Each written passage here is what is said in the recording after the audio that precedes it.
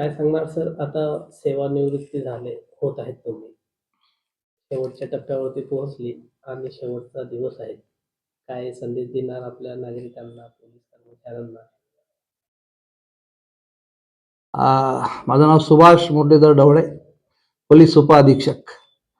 मी आज 31/1/2026 रोजी सन्मानाने निवृत्त होत आहे. 1995 साली मी पोलीस उपनिरीक्षक म्हणून भरती झालो. 1 वर्ष महाराष्ट्र पोलीस अकॅडमीमध्ये प्रशिक्षण. त्यानंतर जवळजवळ 13 वर्ष मी मुंबईमध्ये वेगवेगळ्या पोलीस ठाण्यामध्ये नोकरी केली. त्यानंतर प्रमोशन झालं पोलीस इन्स्पेक्टरचं. मी गडचिरोलीला खडतर सेवा 2.5 वर्ष पूर्ण केलेली आहे. तिथून मी ठाण्यामध्ये 7 वर्ष नोकरी केली. नंतर नाशिकमध्ये 2 वर्ष नोकरी केली. तिथे सायबरचं 1 वर्ष काम केलेलं आहे नाशिकमध्ये. आणि सप्टेंबरमध्ये मी पोलीस उपअधीक्षक पदावर माझी बढती झाली आणि मी मुक्ताईनगरला आलो. मुक्ताईनगरला आल्यानंतर सारच नवीन होतं. कधी जळगाव जिल्ह्यात मी काम केलेलं नाही, कधी ग्रामीण भागातही जास्त काम करायचा योग आला नाही. परंतु मी सर्वात अगोदर काय काम चालू केलं असेल तर मी इथे गुन्हे खूप प्रलंबित होते आमच्या पोलीस स्टेशनला. सर्व माझ्या अंडर 4 पोलीस स्टेशन येतात: मुक्ताईनगर, बोधवड, वरणगाव आणि सावदा.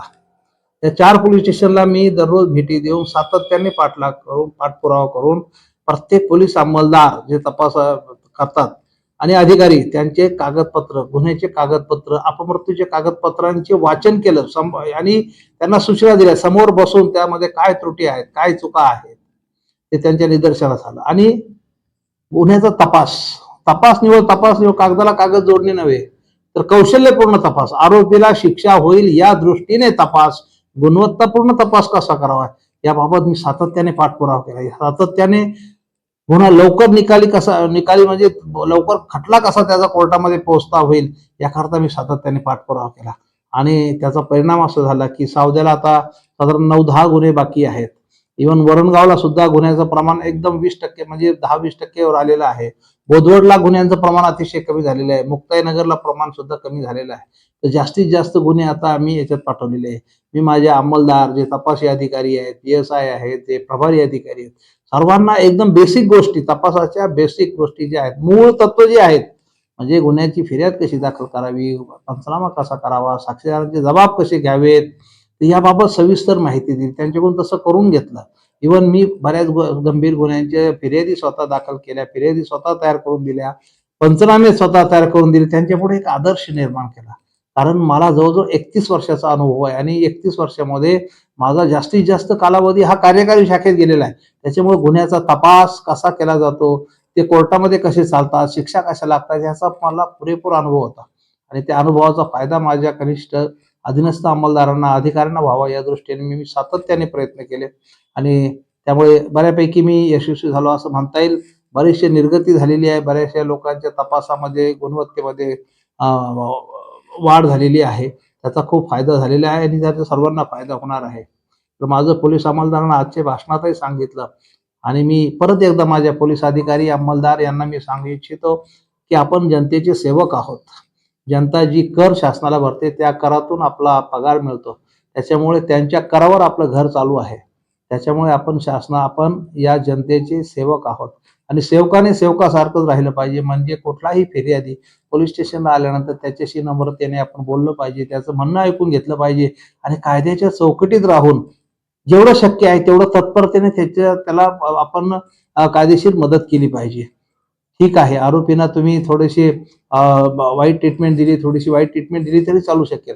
पण फिर्यादी ज्याचा जो पोलीस स्टेशनला कधीतरी आलेला आहे, फाटका माणूस आहे, एकदम गरीब माणूस आहे, खालच्या आर्थिक स्तर त्याचा खालचा आहे, तर अशा लोकांशी आपण खूप सभ्यतेने, प्रेमाने, कारण तो बिचकत घाबरत आलेला असतो. बिचाऱ्याकडे तो कोणाकडे जाणार आहे? त्याला जर कोणी मारलेलं आहे, त्याच्यावर अन्याय झालेला आहे, त्याच्यावर अत्याचार झालेला आहे, तर पोलीस हे त्याचं शेवटचं हे आहे. तर माझी सर्व पोलीस माझ्या बांधवांना, आता जे सेवेत पुढे आहेत, त्यांना विनंती आहे की सामान्य जनतेशी नम्रतेने वागा. जोपर्यंत तो आरोपी आहे हे सिद्ध होत नाही किंवा तुमचे खात्री होत नाही, तोपर्यंत त्याच्याशी सभ्यतेने बोला. रफ शब्द, अरे कारे कोणाला बोलू नका, कोणाला शिवीगाळी करू नका. प्रेमाने आलेले सर्व फिर्यादी त्यांच्याशी प्रेमाने बोला आणि आपलं कर्तव्य अत्यंत चोख करा. कारण ही वर्दी दिलेली आहे, ही जनतेच्या सेवेसाठी आहे, ही मिरवण्यासाठी नाही.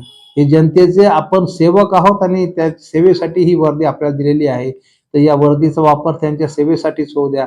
त्यांना तिथे आल्यानंतर एक विश्वास वाटला पाहिजे की येस, पोलीस माझं काम ऐकतील, असा विश्वास तुम्ही जनतेमध्ये निर्माण करा. हेच माझं सर्वांना सांगणं आहे. आणि मुक्ताईनगर जनतेला माझं सांगणं आहे की कायदा पाळा.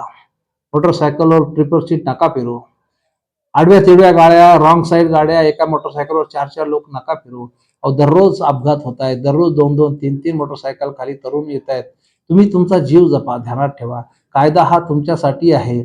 पोलीस कायद्याचं पालन करतील, पोलिसांनी तुम्हाला सांगावं मग तुम्ही पालन करावं हे नाही. हे कायदे तुमच्यासाठी आहेत, तुमच्या सुरक्षिततेसाठी आहेत. तर कृपा करा, कायदा पाळा, वाहतुकीचे नियम पाळा आणि आपला जीव वाचवा. कारण अपघात ही दुसरी संधी देत नाही. तुम्ही रॉंग साईड गाडी चालवाल, तुम्ही झिगझॅग अति फास्ट गाडी चालवाल आणि जर अपघात झाला तर प्राणाशी गाठ आहे. त्याच्यामुळे माझं रहिवाशांना सांगणं आहे की मोटर वाहन कायद्याचे नियम पाळा, ते तुमच्या भल्यासाठी आहेत. माझं अजून एक विनंती आहे की छोट्या मोठ्या कार्यक्रमासाठी, कोणाचं लग्न असेल, कोणाचा वाढदिवस असेल, कोणाचं काही असेल, मोठे मोठे स्पीकर लावतात. अहो, मोठे मोठे स्पीकर लावतात आणि रात्री 11 आणि 12 वाजेपर्यंत चालू देतात. अहो, मुलांनी अभ्यास कधी करायचा? वयस्कर लोकांनी, लहान मुलांनी केव्हा झोपायचं? तर तुमचीच प्रगती त्यामुळे थांबणार आहे. तुमच्याच लोकांना आजूबाजूचा त्रास होणार आहे. तर कायदा हा तुमच्यासाठी आहे. तुमच्या लिमिटेड लोकांचा कार्यक्रम आहे, लिमिटेड छोटासा आवाज ठेवा. कायदा 10 वाजता बंद करा म्हणतो तर बंद करा. फटाके रात्री अपरात्री वापरू नका.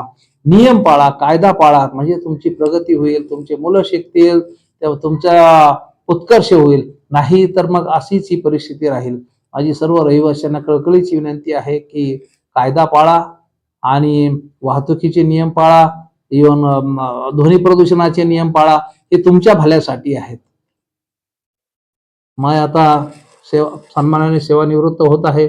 आता मी समाजसेवाच करणार आहे. समाजाच्या सेवेसाठी अजून माझं ठरलेलं नाही, परंतु जनतेला मार्गदर्शन करणं, सायबर गुन्ह्यामध्ये लोकांची जनजागृती करणं, असे मला किंवा भगवद्गीतेची मी वर्ग चालवायचा विचार आहे किंवा भजनी मंडळ चालू करायचा विचार आहे किंवा वृद्धाश्रमाला मदत करायचा विचार आहे किंवा विद्यार्थ्यांसाठी, तरुणांसाठी काही काय कार्यक्रम आपल्याला करता येतील का, त्याचाही माझा विचार आहे.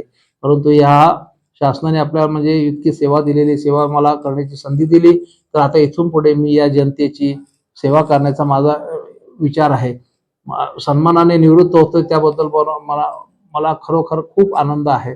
कारण पोलीस दलातून सन्मानाने निवृत्त होणं सोपं नाही. अनेक गोष्टी, अनंत अडचणी आहे. पोलिसाची नोकरी म्हणजे तारेवरची कसरत. एक पाय तुरुंगात आणि एक पाय बाहेर आहे असे म्हणतात. कधी केव्हा काय होईल काही सांगू शकत नाही. तर अशा याच्यामध्ये मी सन्मानाने निवृत्त होत आहे. ईश्वराची कृपा आहे, सर्व जनतेचं प्रेम आहे. माझे कनिष्ठ, माझे वरिष्ठ यांच्या शुभेच्छा माझ्या पाठीशी आहेत आणि त्यामुळे मी सन्मानाने निवृत्त होत आहे. मी मनाने तृप्त आहे आणि मला या पोलीस नोकरीमुळे जनतेची सेवा करण्याची खूप संधी भेटली. जनतेचे अश्रू पुसण्याची खूप संधी भेटली. ज्या ज्या ठिकाणी मी नोकरी केली त्या त्या ठिकाणी कमीत कमी 10-10, 20-20 लोक तरी अजूनही माझी आठवण काढतात की साहेबांनी आमचं कल्याण केलं. अजूनही मला ते फोन करतात, अजूनही माझ्या संपर्कात आहेत. इव्हन माझं पहिलं पोलीस स्टेशन शिवाजीनगर होतं. तेथील 8-10 लोक तरी माझ्या संपर्कात आहेत की साहेब तुमच्यासारखं साहेब आम्हाला चांगले आहेत. तर आपण जनतेचे सेवक आहोत आणि जनतेशी आपला संपर्क वाढला पाहिजे. जनतेला आपला विश्वास वाटला पाहिजे. अशा पद्धतीने पोलिसांनी काम करावं, जेणेकरून त्यांना पोलिसांबद्दल विश्वास वाटेल आणि आपल्या महाराष्ट्रामध्ये एक कायदा आणि सुव्यवस्था निर्माण होईल. धन्यवाद. आपण मला बोलण्याची संधी दिली त्याबद्दल धन्यवाद. थँक्यू.